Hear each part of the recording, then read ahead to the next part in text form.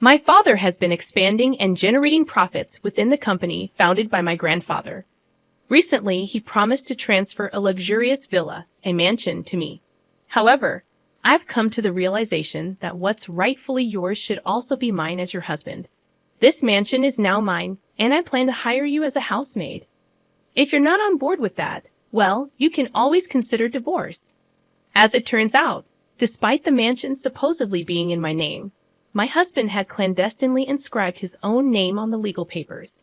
Does he genuinely believe that's acceptable?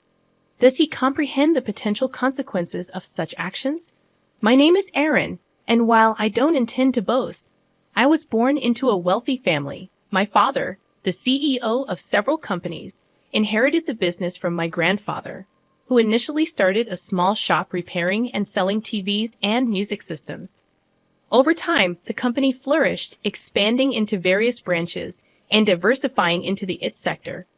My father's foresight, selling computers and accessories before they gained widespread popularity, proved to be a lucrative move. Besides IT, he ventured into real estate, collaborating with local businesses and actively contributing to community development.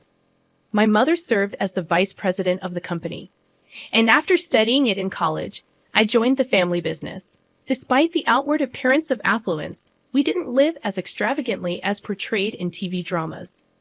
My father believed in instilling good values, rejecting the notion that spoiling a child aids in their responsible growth. Our family home was spacious, and we had a maid, but as a child, I actively participated in household chores. Dining at fancy restaurants occurred infrequently, and our international travels were limited to once a year, with the majority being local trips. My school life seemed quite ordinary, and it would have been challenging for anyone to guess that my family was affluent. Due to my unassuming demeanor, I dated guys within my age group, just like any other girl. Among them, Michael, who later became my husband, was one of my colleagues at the same workplace. During those times, I worked as a sales representative and office manager at an IT-related shop, and Michael was also a sales rep there. I chose not to disclose that my father was the CEO to my coworkers, making it easier for Michael to approach me. I noticed that he was straightforward and had no reservations. Although I didn't seek extravagance, I'd always suggested places within Michael's budget. During our dates at restaurants, he would order generously, explaining that if there's extra, he'd eat it, opting for a cost-effective approach to enjoy a hearty meal. Some might have considered him a bit frugal, but I found it endearing. Unbeknownst to him, I earned several times more than he did, content with my fair compensation for the responsibilities I held. I unconsciously became accommodating.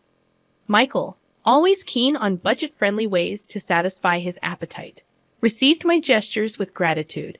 During our dates, I'd often bought extra food or thoughtful gifts, knowing he would appreciate them.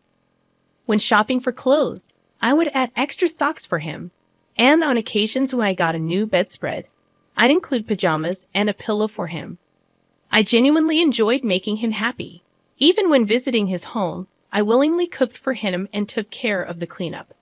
Out of the blue, Michael proposed to me one day, expressing that there was no one better than me. At that moment, I hesitated, harboring reservations. After all, my father was the CEO of a major company, and he held a prominent position at my current workplace. I feared that if Michael were to discover this, he might reconsider our relationship. Deciding to take Michael to my parents' home for the first time, I aimed to introduce him to my family and disclose everything about our background. If he accepted it all, I would be more than willing to marry him. As Michael's inaugural visit to my family home approached, he appeared visibly nervous. However, my dad, though strict on occasion, generally exuded a calm demeanor. When I presented Michael as the man I was contemplating marrying, my father welcomed him with a warm smile, alleviating some of Michael's tension. Although surprised to learn about my father's CEO status, Michael managed to navigate the visit smoothly with my father's supportive demeanor. Upon leaving the house, Michael exclaimed about the enormity and magnificence of the residence, expressing gratitude for my father's kindness. He even suggested that we could get along well. When I casually mentioned my dad's ownership of additional buildings and a vacation home, Michael appeared more astonished. Despite the revelation, he resolved to marry me, the daughter of such a prominent man, and I agreed wholeheartedly. Eventually, we became a married couple. However, something bothered me. At the moment of accepting his proposal, I noticed a slightly mischievous grin on Michael's face for a split second. Dismissing it as his quirky way of smiling, I didn't dwell on it, but perhaps had I paid more attention, I could have averted the impending tragedy. As Michael and I moved into a typical, not overly luxurious apartment, he seemed to grasp the significance of my father's status. Yet I never explicitly disclosed my income, maintaining a modest lifestyle. Gradually, Michael's demeanor changed after settling in. While I balanced work and household responsibilities, he started demanding more. One evening, as I prepared dinner, he asked, "What's for dinner tonight?" In response, I informed him that I had prepared his favorite curry rice. However, to my surprise, he appeared dissatisfied as he sat on the sofa. Letting out a sigh, he expressed his desire for something like a prime beef steak once in a while. This caught me off guard, as he had never complained about my cooking before. I pointed out that prime beef was quite expensive, but he clicked his tongue in annoyance, insisting that, considering my father's earnings, indulging in prime beef occasionally should not be a big deal. Reluctantly, I agreed to get prime beef for the next day. Michael smirked, stating that we should be able to enjoy such things normally from now on. While my salary could afford such luxuries, my previous lifestyle had instilled a reluctance to spend so extravagantly. However, to avoid issues early in our marriage, I resigned myself to the decision to actually cook prime beef steak. Unfortunately, Michael's lavish tendencies did not stop there. He frequently requested expensive ingredients for meals and specified upscale restaurants when we went out. His cravings extended beyond food, manifesting in desires for a TV larger than 60 inches and even suggesting we should purchase a massage chair for the sake of relaxation after work. These remarks became more frequent, and I began to feel that it was getting out of hand. I questioned the need for such extravagant items, expressing my concern about the expenses involved. Frustrated, I finally retorted, asking him if he thought we were made of money. I challenged his extravagant lifestyle, stating that living so lavishly was unnecessary. In response, Michael made a displeased face and clicked his tongue again, expressing his discontent. He argued that, as the husband, he contributed to the household expenses and insisted that I should listen to him. However, his statements puzzled me, as his contributions, while appreciated, did not amount to a lavish sum. In fact, I contributed more, a fact I never disclosed to him. Despite my substantial financial input, he made these assertions without hesitation. This change in Michael's behavior left me questioning his mindset. He was not like this before, and I couldn't comprehend why he had changed at that moment. I found myself in a state of confusion, unable to comprehend Michael's recent behavior. In response to his audacious requests, I decided to temporarily appease the situation by telling him, "All right, I'll think about it." Little did I know that the explanation for his bold behavior would become apparent just a few days later. On that particular day, my father summoned me to the office of our shop where I worked, claiming that he had something important to discuss. While Michael was engrossed in his work, my father entered the office and initiated a serious conversation. He expressed uncertainty about how much longer he could continue as the CEO and hinted at the possibility of me taking over in the future. Furthermore, he mentioned transferring the vacation home to me. This vacation home, briefly mentioned to Michael earlier, resembled a large lodge located about a 30-minute drive away. It was a place where my father used to host gatherings with town shop owners, under the guise of meetings. Although such meetings were no longer held, the house was consistently ready to be lived in, maintained by a housekeeper.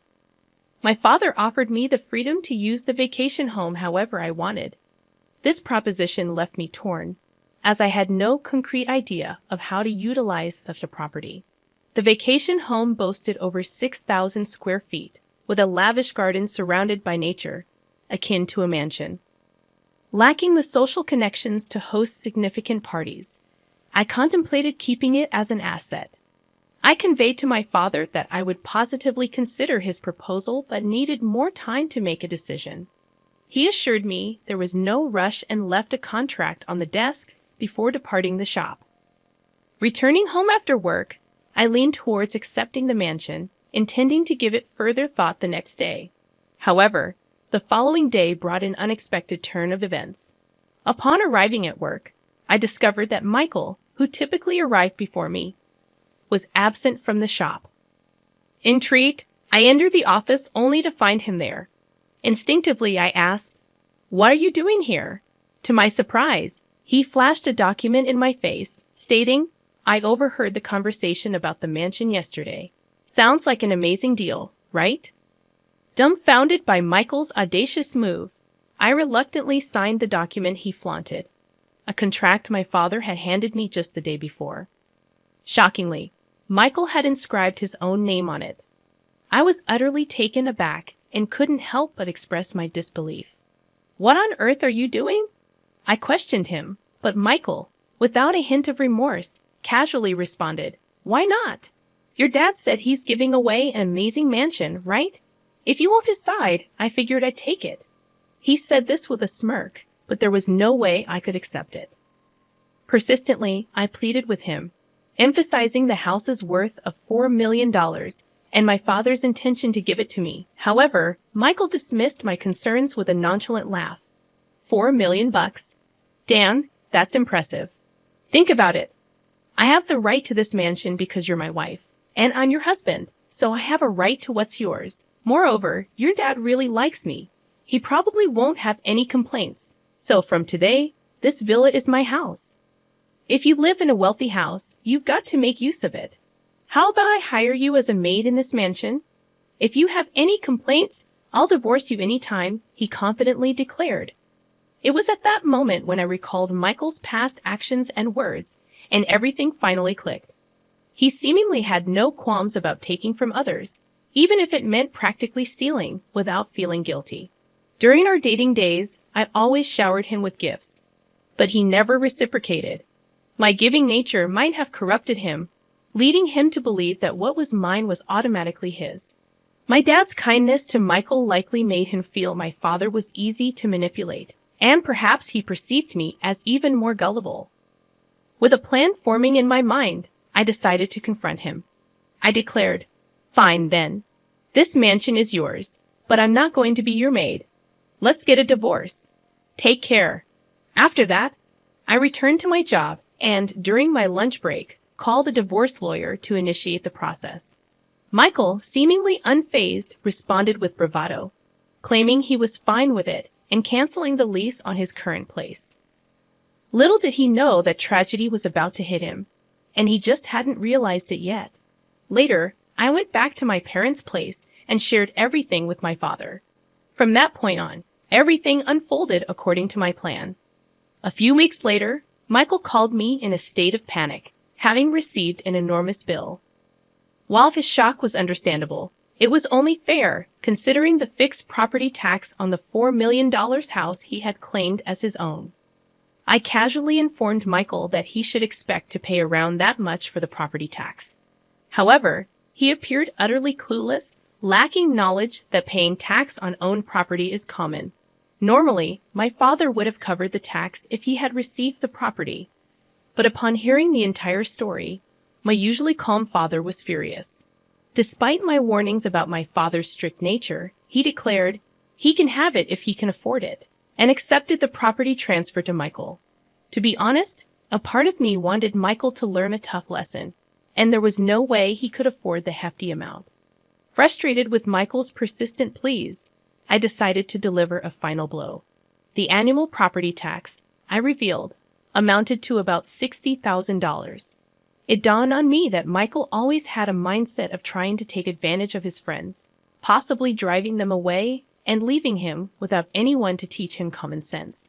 Acknowledging that I may have been a bit unreasonable, I admitted that my once cute perception of Michael had drastically changed. Without any sympathy left, I hung up the phone. Subsequently, Michael couldn't sustain living in the house and faced forced eviction. Realizing he couldn't afford it, my father reverted the property deed back to my name, incurring the gift tax himself. Meanwhile, Michael faced severe consequences. He was fired from his job and charged with unlawfully changing the property deed. He received scoldings from his parents and was shunned by acquaintances. Now jobless and friendless, he barely scraped by in a rundown apartment, working odd jobs. His parents were even considering disowning him.